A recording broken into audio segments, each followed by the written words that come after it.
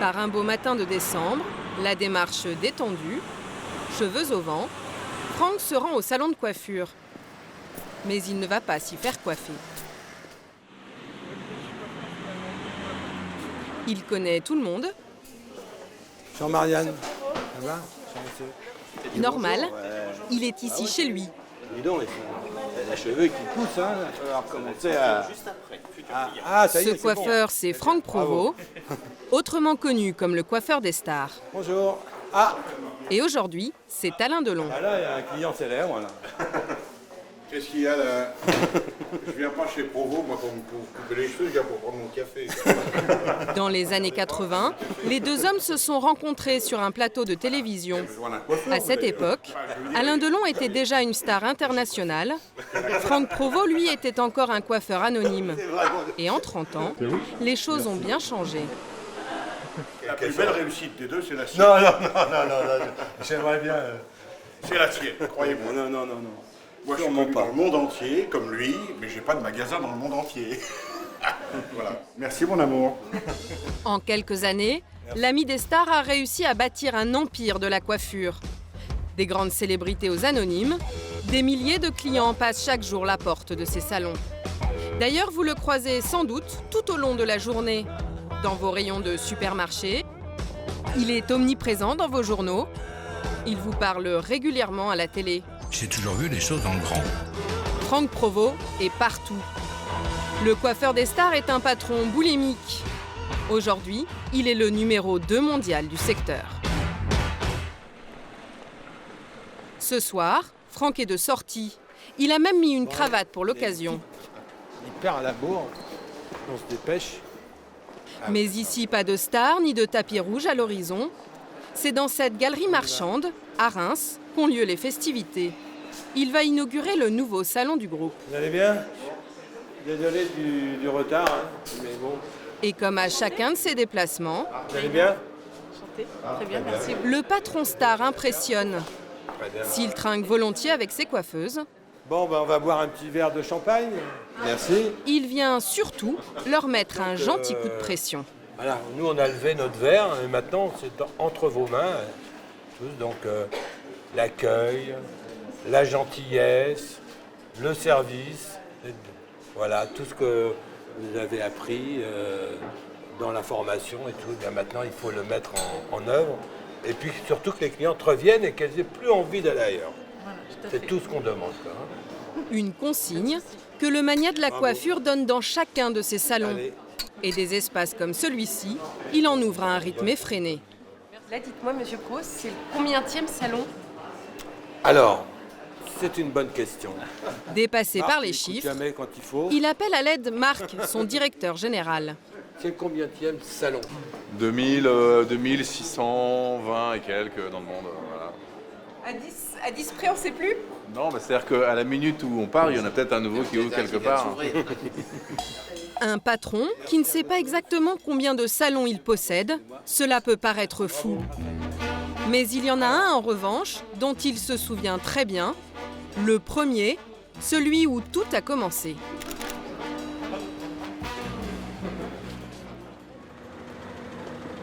Franck l'a ouvert à Saint-Germain-en-Laye il y a près de 37 ans. C'était au coin de cette rue. Un magasin de déco l'a aujourd'hui remplacé. Donc voilà, c'était un salon qui n'était pas très grand, mais il y avait un angle qui était intéressant. Et là, je me souviens, j'avais donc marqué mon nom, Franck Provost, de chaque côté, coiffure. À l'époque, il doit emprunter l'argent à son beau-frère pour acheter l'endroit. Avec sa femme Natacha, ils font tourner la boutique. Puis avec l'afflux des clientes, ils embauchent à tour de bras. Au final, avec une équipe de 17 coiffeurs, les lieux sont trop petits. Et c'est à quelques mètres de là qu'ils décident de s'agrandir. Les murs changent, mais les clientes restent les mêmes. Ça me fait plaisir. Hein. Hein, ça fait longtemps, hein? Ah oui, c'est sûr. C'était hier? On va dire ça. C'était Avant-hier, que du bon non? temps. Et combien de temps? Pourquoi vous étiez là-bas? Une des premières clientes. Le succès de son salon, il le doit à la fidélité de ses clientes. Mais surtout, a un modèle d'organisation révolutionnaire qu'il va mettre au point. Un modèle qui va faire de la coiffure un secteur hyper rentable et qui va ensuite être appliqué dans tous les salons de l'enseigne. Et la révolution commence là, dès l'accueil. Ici, il n'y a aucun planning, et cela pour une raison simple. Moi, madame a pris rendez-vous ou pas? Non, parce qu'on fonctionne sans rendez-vous.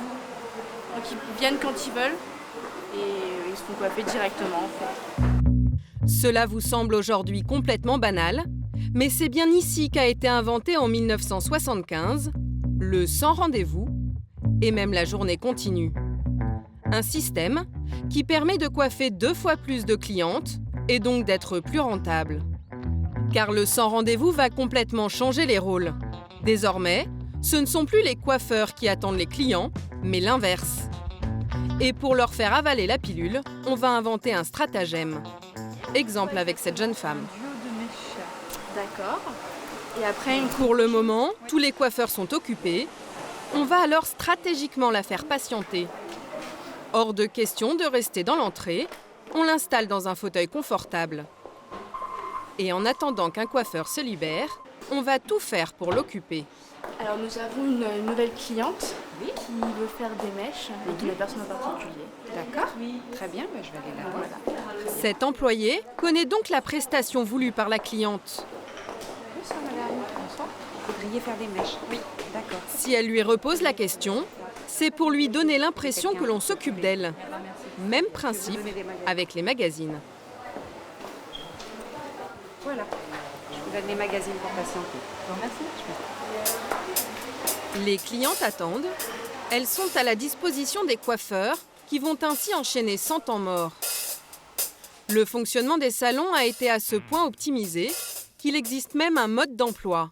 Il est écrit noir sur blanc et il a même un nom, la règle des 10.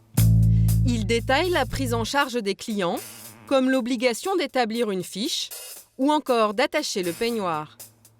Les collaborateurs sont obligés de l'appliquer à la lettre. Voilà comment Franck Provost a rationalisé à l'extrême le fonctionnement de ces salons. Mais pour que son modèle soit plus efficace encore, le patron a même été jusqu'à standardiser son style.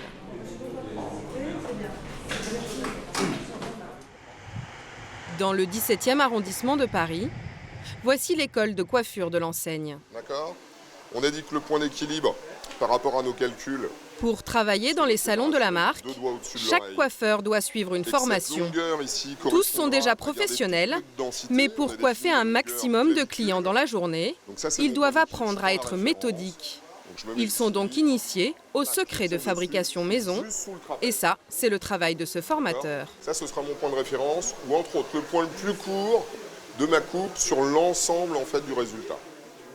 À la fin de cette journée, ils devront tous savoir couper les cheveux selon la même méthode, avec la même gestuelle, pour obtenir le même résultat. Et c'est d'autant plus vrai avec les coupes emblématiques de l'enseigne, entièrement décrites dans ce fascicule. Que les cheveux soient courts, mi-longs ou longs, la technique de base est la même et adaptable. La version courte, et ensuite tout le schéma géométrique avec la chronologie qui nous permettra justement d'obtenir précisément ce qu'on veut. Ce schéma résume les 5 étapes nécessaires pour réaliser cette coupe tendance. Au final, que la cliente se fasse coiffer à Paris, La Rochelle ou Vesoul, elle aura toujours le droit au même savoir-faire. Ici, toutes les techniques sont formatées et c'est Florent, le directeur de l'école, qui en est le garant. L'un des apprentissages qu'il surveille le plus, cette technique de coloration. C'est l'une des plus grosses ventes en salon. Et l'enseigne a poussé le vice jusqu'à lui donner un nom, comme pour un produit. Le balayage 2OR. Une cliente qui voudra des mèches blondes n'aura qu'à prononcer ce nom et dans n'importe quel salon Provost, on saura exactement de quoi elle parle. Si vous rentrez chez Franck Provost, vous pouvez rentrer en demandant « je veux mon balayage 2OR ». Et si vous ne pouvez pas rentrer ailleurs en demandant « je veux un balayage 2OR ». Alors qu'aujourd'hui, tout le monde peut rentrer et demander « je veux un balayage ». Donc c'est pour effectivement fidéliser à ce type de cliente par rapport à ces techniques. Mais la standardisation ne s'arrête pas là. Florent va aussi enseigner la rapidité à ses élèves. Donc là, il va falloir que tu la fasses relever. grâce à quelques trucs. Si la cliente est assise, systématiquement on est gêné par l'épaule. Donc on n'aura pas forcément les deux côtés identiques, donc pas de précision, perte de temps. Voilà. Donc là, normalement... Car pour ces coiffeurs, perdre du temps, c'est perdre de l'argent. Tourne la tête. Et pour assurer les 12% de rentabilité exigés par le salon, ils ont 30 minutes pour s'occuper d'un client. En fait, le coiffeur des stars a réussi à créer un concept de coiffure semblable à l'organisation d'un fast-food. La rapidité, des coiffeurs interchangeables et des coupes labellisées. Grâce à ces méthodes, une armée de coiffeurs est désormais prête à conquérir le monde avec au bout de leurs ciseaux le style Provo. Reste à faire connaître la marque et à donner aux clientes l'envie de franchir la porte. Le siège social du groupe est installé rue du Faubourg Saint-Honoré, une des plus chics de Paris, dans ce bel immeuble. C'est là que M. Provo passe maintenant le plus clair de son temps. J'ai oublié mon badge. J'oublie toujours mon badge. Mais dans les premières années, ce patron n'a pas beaucoup d'argent, encore moins pour faire de la pub. Pourtant, il sait à l'époque que c'est le seul moyen d'attirer l'attention de futures clientes. Alors là encore, il sait innover pour contourner cet obstacle. Et ceux qui vont l'y aider, ce sont les VIP. Sur Carole. Aujourd'hui, sa collaboratrice lui présente le résultat de la dernière séance photo avec Chimène Badi. On va faire toute une série de shootings prochainement. A priori, ça c'est le gala de cette semaine. Donc voilà. Donc il n'y a qu'une page. Et effectivement, du coup, au mois de janvier, on va faire toute une série, certainement avec ce support-là, avec Chimène d'ailleurs. D'accord. Cela fait 20 ans que Franck Provo coiffe des célébrités. Et c'est même devenu sa marque de fabrique. Et déco, Jean-Pierre Foucault, c'est quand même évidemment le premier avec qui on a démarré. Et là, c'est toute une vie de télévision, parce que ça fait... C'est par un coup du hasard, au milieu des années 80, que Jean-Pierre Foucault, alors présentateur vedette de Sacrée Soirée, lui ouvre la porte des émissions de télé. Il fait alors des coiffures extravagantes pour qu'on le remarque. Au fur et à mesure, de plus en plus d'émissions réclament ses services. Il a tout simplement créé un nouveau métier, coiffeur pour les émissions de télévision. Avant, c'était un service qui n'existait pas du tout dans les maisons de production, puisqu'il y avait les coiffeurs de la SFP, donc c'était des coiffeurs, c'était des fonctionnaires, et bon, bah voilà, qui étaient là le matin, qui n'étaient pas intéressés. Et les artistes ont ressenti ça. Voilà. Le petit écran lui apporte une notoriété immédiate aux quatre coins du pays. Bon, ça, grâce à cela, Franck Provo s'est forgé l'image du coiffeur des stars. Ça, c'est Gad Elmaleh. Cette notoriété va lui permettre de lancer sa marque et très vite, son nom va fleurir un peu partout. Mais ce qui va le propulser numéro 2 de la coiffure, c'est ça. Vous connaissez peut-être Intermed, Coiffanco ou encore Newell. Vous avez sûrement entendu parler de Saint-Algue, du luxueux Jean-Marc Magnatis ou encore du non moins célèbre Jean-Louis David. Ces marques, Franck Provo les a rachetées une à une. En quelques années, l'entreprise passe de 18 salons à 2600, avec comme objectif prendre le plus de parts de marché possible et surtout toucher tous les styles de clientèle. Olivia Provo, la fille du patron, travaille depuis 10 ans dans le groupe. Elle gère l'image de toutes ces marques. Toutes ont un positionnement très différent et c'est clairement assumé. Bonjour tout le monde, merci d'être à l'heure. Cet après-midi, réunion avec les représentants de 3 enseignes. Dans un mois, ils ont un séminaire pour présenter leur marque aux collaborateurs du groupe. Ouais. On veut vraiment donner la part belle et égale pour les 3 enseignes, les 3 identités. Donc on est bien d'accord que sur Coiffanco, On ne coupe pas et on ne coiffe pas de la même façon que sur Saint-Algue. Et l'historique Le de la séminaire marque est pas du tout commun, la même. mais il y a donc 3 styles et surtout 3 clientèles visées. Ce que ne manque pas de leur rappeler Olivia. Saint-Carl, donc Saint-Carl by intermède et intermède. Donc nous sommes sur une cible transgénérationnelle. La femme boomer, la femme active, la femme qui se colore les cheveux, la femme de 50 ans qui a un pouvoir d'achat, une femme Chaque élégante. marque cible en fait un âge et un portefeuille bien spécifique. Pour toute demande, nous avons une réponse. Si vous êtes axé sur le développement durable, si vous faites attention à la planète, nous avons Saint-Algue. Si vous avez un petit peu budget, un petit porte-monnaie, nous avons Coiffe & Co. Pour le glamour et on va dire la notoriété, il y a Franck Provost. Pour la femme urbaine, très tendance, et ainsi de suite.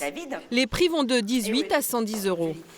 Ainsi, en balayant tous les styles et toutes les gammes de prix, les Provost ont réussi à mettre la main sur 12% du marché de la coiffure. C'est-à-dire que 9 marques, c'est une façon finalement de correspondre à chaque femme.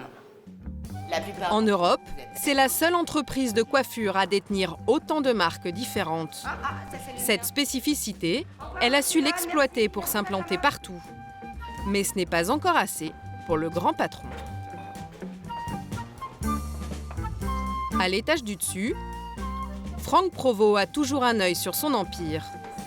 Sur ses cartes, chaque point représente un salon de coiffure. L'étage du développement. Là, c'est la marque Franck Provost. On a les salons Jean-Louis David. Là, c'est Saint-Algue aussi. Des cartes déjà bien remplies, mais avec 2600 salons, il n'est pas encore rassasié. Il a beau coiffer plus d'un Français sur 10, il vise 2 fois ça d'ici 5 ans. Il faut donc multiplier les implantations. Et en ce moment, c'est l'Est qui aiguise son appétit. Je trouve que là aussi, un peu l'Est aussi. L'Est, ils ont du travail à faire là, sur l'Est. je vois surtout là où nous ne sommes pas présents. C'est vrai, parce que finalement, on se dit, bon, cette marque, elle est installée, on a l'impression d'être présent partout. Et quand on regarde, on dit non. Non, il y a encore des villes à couvrir. Dès qu'il voit Mathieu Mottet, son directeur de développement... Mathieu, j'étais en train de commenter vos petites cartes. Oui. Et je trouve qu'il y a encore des trous. Et on a des régions, un peu de travail. Il le rappelle gentiment à l'ordre. Mais Franck Provost l'ignore, la conquête de l'Alsace a déjà commencé. Il y a un travail sur Strasbourg en particulier qui est en train de porter ses fruits, puisqu'il y a 3 futures implantations là, qui vont se faire sur Strasbourg. Donc, je peux quand même un petit peu en parler, mais je ne peux pas vous dire où, mais c'est... voilà. C'est signé? C'est signé, oui. Bon, alors ça va, on peut en parler. En plus de ces 3 ouvertures à Strasbourg, Franck Provost a donné un objectif à Mathieu pour cette année 2012. 180 nouveaux points noirs doivent apparaître sur ses cartes. Franck Provost peut se permettre d'ouvrir autant de salons, car ce n'est pas lui qui investit de l'argent. Depuis 15 ans, il utilise un moyen rapide pour s'étendre, la franchise. Des gens à qui il impose des contraintes très fortes pour assurer la rentabilité des marques. Et pour contrôler qu'elles sont bien respectées, 37 agents sillonnent la France tout au long de l'année. Sophie Gillet, la trentaine pimpante, est l'un de ces agents chargés de la ville d'Orléans. Chaque trimestre, les salons de sa zone ont le droit à leur inspection. Bonjour Marine. Ça va ? Oui, très bien. Aujourd'hui, c'est Marine, la responsable, qui l'accueille. Comme tous les salons visités par Sophie, celui-ci n'appartient pas au groupe. Son propriétaire paie 2 000 € par mois contre le droit d'utiliser la marque. Mais en plus de cette redevance, le franchisé doit se soumettre à d'autres contraintes. Déjà, le moindre objet doit être estampillé. Les miroirs, les linéaires de vente, les produits. Mais aussi les chariots ou encore les fauteuils. On a ciblé en fait la majorité du mobilier Franck Provost. Voilà, c'est ciblé là. La patte du patron est partout en fait. C'est ça. Il y a un souci de reconnaissance pour que effectivement que la cliente qui vient dans les salons Franck Provost, effectivement, elle voit le Franck Provost un peu partout. Et pour s'équiper, pas le choix. Le franchisé doit passer par la centrale d'achat du groupe. Pour meubler un salon comme celui-ci, il faut quand même compter près de 40 000 €. Une source de revenus supplémentaires pour la maison mère. Mais ces obligations décoratives ne sont que les aspects les plus visibles du manque de liberté imposé par le géant de la coiffure. Vestiaire. Les luminaires de vente sont bien. Les écrans sont allumés. Maintenant, c'est le contrôle qui commence. La vitrine. Les bandeaux, les 11 tarifs, le poster doit être bien aligné et une façade complètement propre, ainsi que l'enseigne. Sophie va tout passer au peigne fin, puis elle va observer le personnel.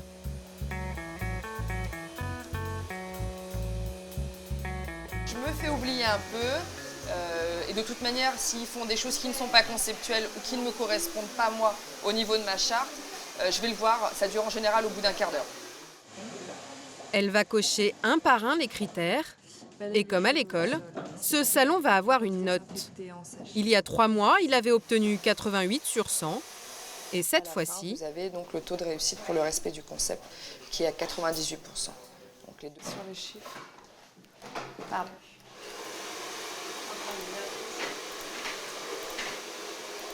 On va reprendre les principaux. Donc ton pourcentage vente est à 9%. Ce que je te conseille, c'est d'être un petit peu plus sur le conseil aujourd'hui et de peut-être motiver tes collaborateurs à effectivement conseiller les shampoings qu'ils vont appliquer aujourd'hui. Parce que tu sais que ça doit être systématique. Marine n'a fait que 9% du chiffre d'affaires en vente de produits capillaires. Or, la moyenne nationale, c'est 10%. Là, mon rôle, c'est effectivement de l'alerter là-dessus et de lui dire qu'il lui manque 1%, ce qui n'est rien du tout sur une journée, qu'effectivement, elle doit être peut-être un petit peu plus vigilante sur le conseil qu'elle doit avoir sur ses clients. Sophie va se permettre tout, même de mettre le nez dans les chiffres. Si les propriétaires acceptent tout cela, c'est qu'en échouant au contrôle, le groupe pourrait refuser de renouveler sa franchise. Or, mettre l'enseigne Provo sur la devanture de son salon, c'est la garantie d'augmenter de 25% son chiffre d'affaires, de quoi accepter toute cette discipline. Une main de fer dans un gant de velours, c'est la façon qu'a Franck Provo de tenir ses affaires. C'est aussi la philosophie qu'il s'applique au quotidien, car il est un homme qui règne sur son clan. Aujourd'hui, il vit dans ce bel hôtel particulier en région parisienne, un lieu privé où il partage des moments en famille, mais là encore, la coiffure n'est jamais loin. Les chiens, la maison, les enfants, tout le monde est là. Il y a Natacha, son épouse, avec qui il a ouvert son tout premier salon en 1975. Mais aussi Fabien, son fils, coiffeur comme papa, et Olivia, sa fille et directrice de communication. Parti de rien, il règne aujourd'hui sur une multinationale estimée à 200 millions d'euros. Un patrimoine qu'il veut transmettre aux futures générations. Moi, j'ai créé cette affaire. Aujourd'hui, c'est Olivia et Fabien qui continuent à travailler et à la développer. Si évidemment les petits-enfants un jour ont envie de faire ce métier et de continuer l'histoire, ça sera que du bonheur, quoi. Déjà Thomas par exemple. Pour l'instant, je ne veux pas trop les influencer. Ça te plairait d'être coiffeur un jour, de reprendre l'affaire? Ouais. Ah, alors la relève, elle est assurée. Voilà quelque chose, donc on va arroser ça. Et Thomas? Si l'empereur du ciseau a trouvé ses héritiers, le patron n'est pourtant pas encore prêt à s'effacer. Alors, on va couper le gâteau. Même en partageant le gâteau d'anniversaire de ses 65 ans, il refuse d'entendre parler de la retraite. J'espère que j'ai encore beaucoup d'années, parce que finalement, je suis encore jeune, mais néanmoins, ça passe, quoi. Voilà. Puis j'ai surtout encore tellement de projets, tellement de choses à faire pour eux, pour moi, pour tout le monde. Donc voilà, quoi, je me dis, ça passe trop vite, donc il faut aller plus vite encore, quoi. Voire toujours plus vite, toujours plus grand, le coiffeur des stars saura-t-il un jour réfréner son ambition? C'est toute la question. Ah oui, c'est vrai.